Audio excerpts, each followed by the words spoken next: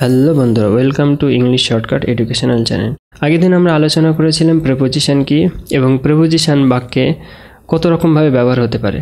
কখনো প্রিপোজিশন ভার্বের সাথে ব্যবহার হয়, কখনো অ্যাডজেক্টিভের সাথে প্রিপোজিশন ব্যবহার হতে পারে, অথবা কখনো নাউনের পরে প্রিপোজিশন আসে। আজকে আমরা আলোচনা করব তেমন একটি ভার্ব, বর্ন অর্থাৎ জন্মগ্রহণ করা বা জন্মানো। এই বর্ন শব্দটি পরে প্রিপোজিশন কত রকমভাবে ব্যবহার হতে পারে তাই এই ভিডিও আমরা ডিটেলসে আলোচনা করব। তাহলে ভিডিওটা শেষ পর্যন্ত দেখতে থাকো। চলো ভিডিওটা শুরু করা যাক। আমরা জানি বর্ন হলো একটি ভার্ব এবং এই বর্ন মানে হলো জন্মানো। এই বর্নের পরে আমরা যদি অফ অথবা ইনটু ব্যবহার করি, দুটোর মধ্যে যে কোনো একটা ব্যবহার করতে পারবো।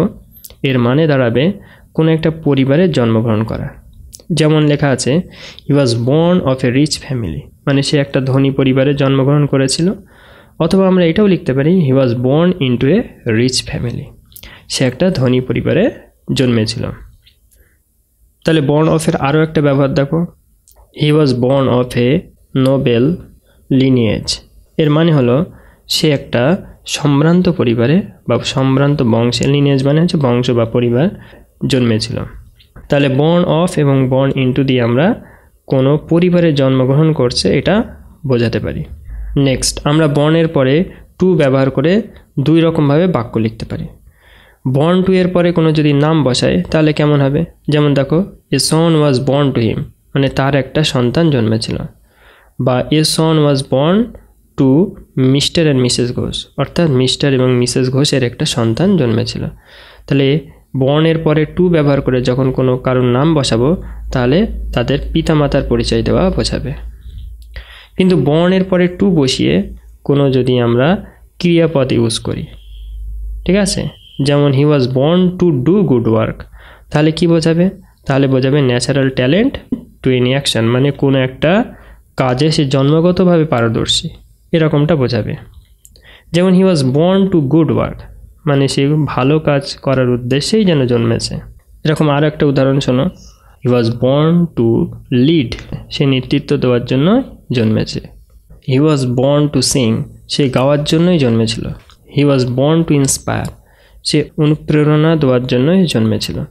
তাহলে বর্ন টু এর পরে যদি আমরা ভার্ব ব্যবহার করি তাহলে কোনো একটা কাজের জন্য সে জন্মেছিল এরকমটা বোঝাবে।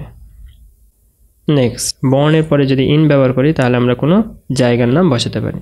হি ওয়াজ বর্ন ইন কলকাতা বা হি ওয়াজ বর্ন ইন দিল্লি, তাহলে বড় জায়গার আগে আমরা ইন বসাবো।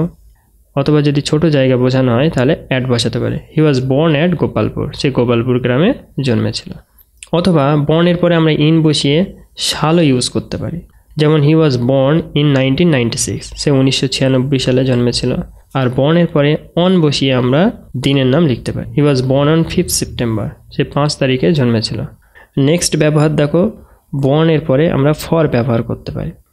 বর্নের পরে ফর ব্যবহার করে আমরা ডেস্টিনি অথবা রোল বর্ণনা করতে পারি, অর্থাৎ কোনো ব্যক্তির কোনো জীবনের উদ্দেশ্য অথবা তার জীবনের কি রোল অর্থাৎ ভূমিকা পালন করবে সেটা লিখতে পারি। যেমন দেখো they were born for each other, তারা একে অপরের জন্যই জন্মেছে, এটা যেন তাদের ভাগ্য নির্ধারণ করছে। অথবা বর্নের পরে ফর ব্যবহার করে আমরা যে কোনো কাজও লিখতে পারি, অর্থাৎ সেই কাজের প্রতি সে ভূমিকা রাখবে। অনেকটা আমরা বর্নের পরে টু ব্যবহার করে যেরকমভাবে আমরা কাজ বুঝিয়েছি সেরকমভাবে ফর ব্যবহার করেও একই ধরনের কাজ বসাতে পারি, কিন্তু বাক্যের গঠন একটু আলাদা হবে। যদি আমরা এই বাক্যটাই লিখি he was born to do good work, এটা ফর দিয়ে লিখলে এরকম হবে he was born for doing good works. তাহলে টু ব্যবহার করলে ভার্বের ফার্স্ট ফর্ম ইউজ হবে, এবং বর্নের পরে যদি আমরা ফর ব্যবহার করি তাহলে ভার্বের সাথে আইএনজি ব্যবহার করি। আরও কয়েকটি উদাহরণ দেখো, this dog was born for hunting, এই কুকুরটা শিকারের জন্যই জন্মেছিল। She was born for acting, সে অভিনয় করার জন্যই জন্মেছিল। নেক্সট ব্যবহার দেখো বর্ন উইথ, কোনো কিছু নিয়ে জন্মগ্রহণ করা, যেমন কোনো একটা মেডিকেল কন্ডিশন নিয়ে, কোনো একটা ক্যারেক্টারিস্টিক, কোনো একটা বৈশিষ্ট্য নিয়ে জন্মগ্রহণ করলে আমরা বর্ন উইথ ব্যবহার করতে পারবো। যেমন he was born with a weak heart, সে একটা দুর্বল হৃদয় নিয়ে জন্মেছে, অর্থাৎ তার হার্টের সমস্যা নিয়ে সে জন্মেছে। বা আমরা এরকম লিখতে পারি she was born with a serious medical problem, সে একটা মেডিকেল প্রবলেম নিয়ে দুনিয়ায় এসছে। She was born with a natural talent for music, সে মিউজিকের প্রতি একটা ট্যালেন্ট নিয়ে দুনিয়ায় জন্মেছে। She was born with blue eyes, অর্থাৎ তার ক্যারেক্টারিস্টিক, তার চারিত্রিক গঠন সম্পর্কেও আমরা বলতে পারি সে নীল চোখ নিয়ে জন্মেছে। অনেকের চোখ ব্লু হয়, সেই রকম চোখ নিয়ে সে যেন দুনিয়ায় জন্মেছে। তাহলে বন্ধুরা, আশা করি তোমরা এই ভিডিওর সাহায্যে বর্ণের বিভিন্ন ব্যবহার তোমরা বুঝতে পেরেছো। এই ধরনের ট্রিক্সের মাধ্যমে আমরা আরও বিভিন্ন ধরনের প্রিপোজিশন এবং বিভিন্ন বাক্য গঠন করা শিখব। আশা করি তোমাদের ভিডিওটা ভালো লেগেছে এবং পরবর্তী এরকম আরও ভিডিও দেখার জন্য চ্যানেলটিকে সাবস্ক্রাইব করে রাখো। Thanks for watching this video.